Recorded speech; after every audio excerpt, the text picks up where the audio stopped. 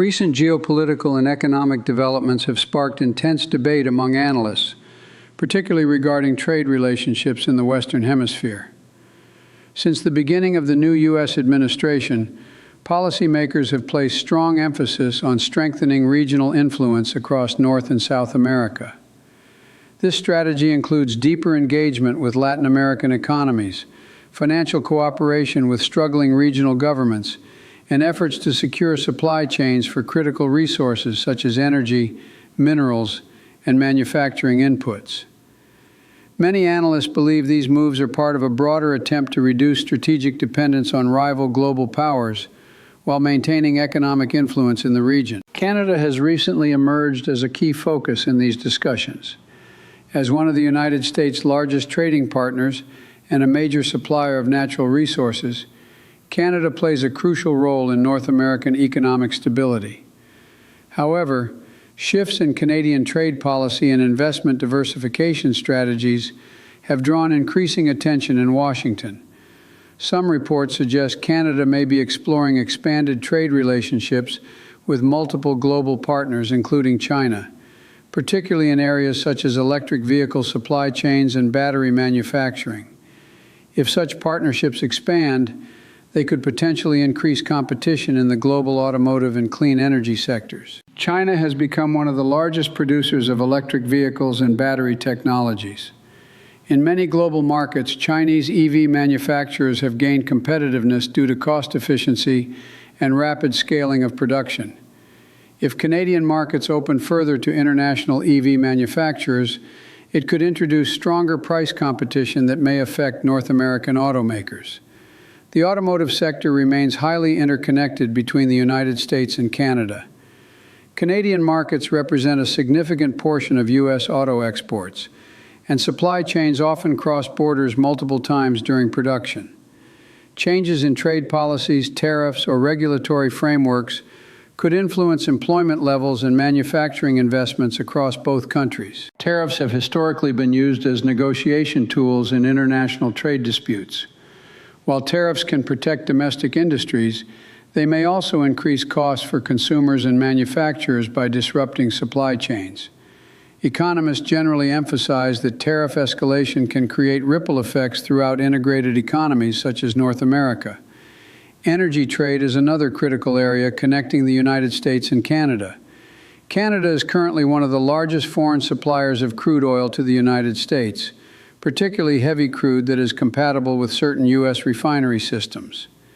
Changes in trade restrictions or pricing structures could influence fuel costs, production economics, and energy security strategies across both nations. If trade barriers were to increase significantly, Canada could potentially diversify its export destinations further into global markets, including Asia.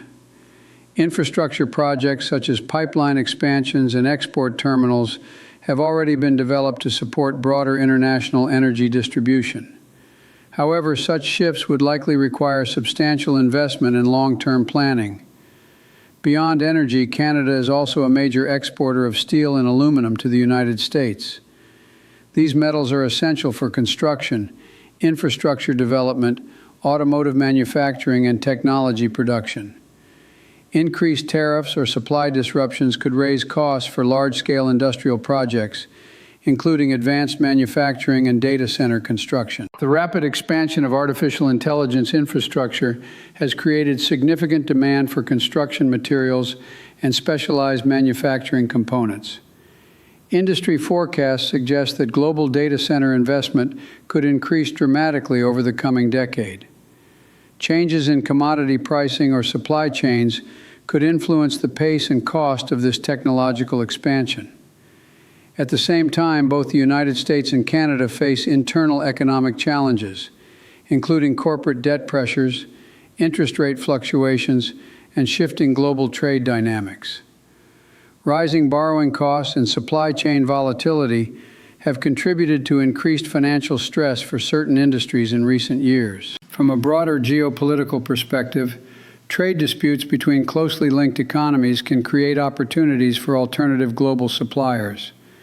Countries with competitive manufacturing or resource extraction capabilities may benefit if traditional trade routes become more restricted. This reflects the interconnected nature of global supply chains, where policy decisions in one region often create ripple effects worldwide.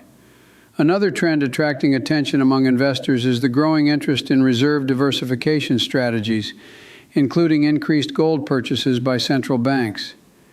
Historically, gold has been viewed as a hedge against economic uncertainty and currency volatility. While gold prices have experienced strong long-term growth during certain periods, analysts emphasize that commodity markets remain cyclical and influenced by multiple economic factors. The international financial system continues to evolve as emerging markets, digital payment systems, and regional trade alliances reshape global commerce.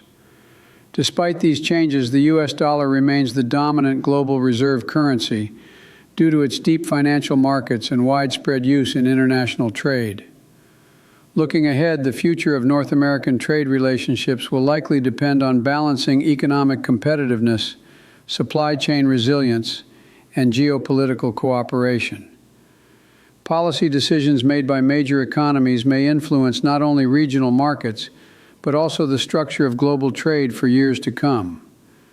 As global economic competition intensifies, investors, policymakers, and businesses will continue monitoring how trade agreements, technological innovation, and financial cooperation shape the next phase of international economic development. What are your thoughts on the evolving trade relationships between North America and global markets? Share your perspective in the comments below, and don't forget to like and subscribe for more discussions on global economics and geopolitics.